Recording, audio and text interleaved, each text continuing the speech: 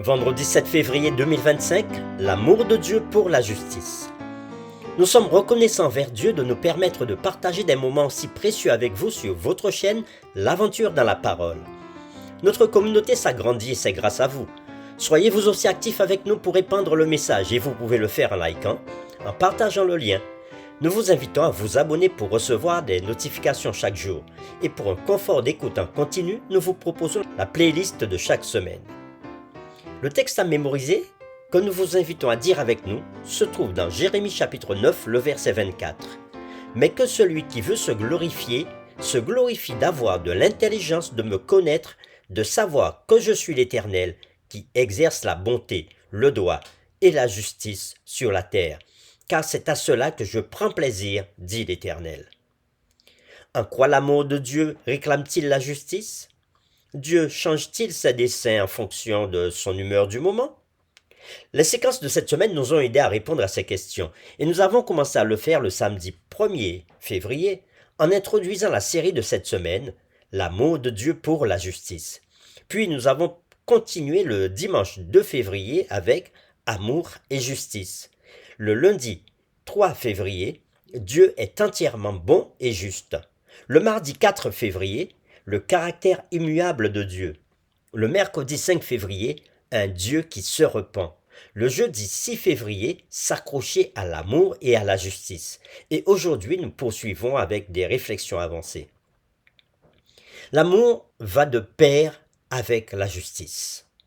Beaucoup de gens sont habitués à penser que l'amour et la justice s'excluent mutuellement. Selon cette perspective, on ne peut pas être juste et aimant en même temps. Dans cette perspective, l'amour est indulgent et exclut, ou du moins brouille, l'application de la justice. À l'inverse, on soutient que la justice doit être objective et impartiale. Ainsi, elle exclut nécessairement toute forme de miséricorde et d'amour. Cependant, ce point de vue n'est pas la seule ni la meilleure façon de penser à propos de la distinction entre l'amour et la justice. En effet, l'amour et la justice ne forment pas une dichotomie dans la Bible, mais sont plutôt combinés de manière cohérente dans la prescription du caractère parfait de Dieu.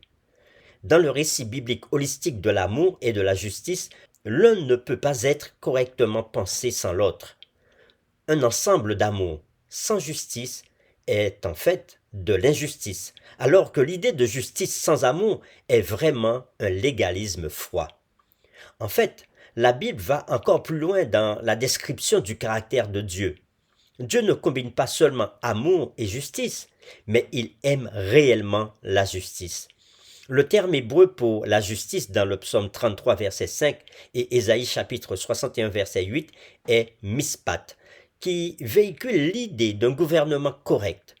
Selon Robert Culver, alors que les conceptions modernes du gouvernement démocratique séparent les fonctions législatives, judiciaires et exécutives, mispat n'est pas limité au seul processus judiciaire, mais fait référence à toutes les fonctions du gouvernement.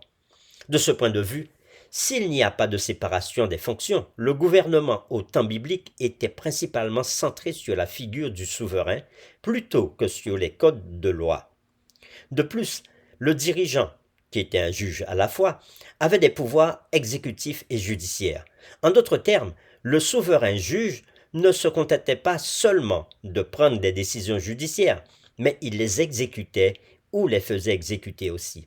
Par exemple, lorsque David avait fait appel à Dieu comme juge dans sa dispute avec Saül, David ne pensait pas seulement en termes de décision juridique, mais supposait aussi une exécution judiciaire de délivrance et de justification. Et nous pouvons lire ce qu'il dit dans 1 Samuel chapitre 24, le verset 15. « L'Éternel jugera et prononcera entre moi et toi. Il regardera, il défendra ma cause. Il me rendra justice en me délivrant de ta main. » Fin de citation.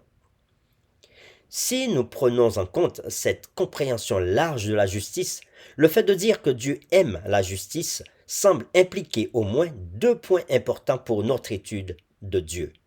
Premièrement, la justice de Dieu n'est pas seulement liée au code de loi, mais elle concerne fondamentalement son cœur et son caractère. Et deuxièmement, il aime non seulement la délibération de la justice, mais aussi son exécution. Pour terminer, nous vous proposons 2 questions sur lesquelles nous vous invitons à échanger en famille, entre amis ou dans votre communauté de foi. La première, pourquoi est-il si important de reconnaître que la gloire de Dieu est liée à sa bonté? Comment cela corrige-t-il une théologie de la gloire qui met l'accent sur le pouvoir pur sans mettre l'accent sur l'amour et le caractère de Dieu? Deuxième question, avez-vous déjà remis en question la bonté de Dieu?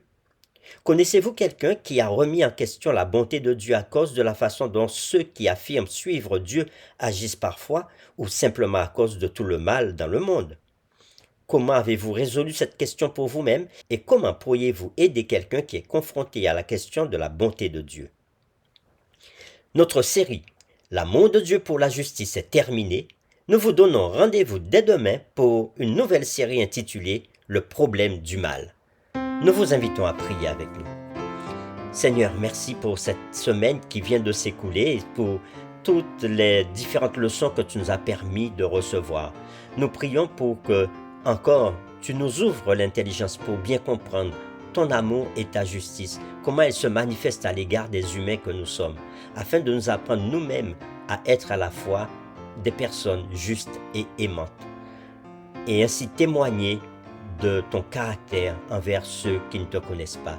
Merci encore de nous bénir, nous t'avons prié au nom de Jésus. Amen.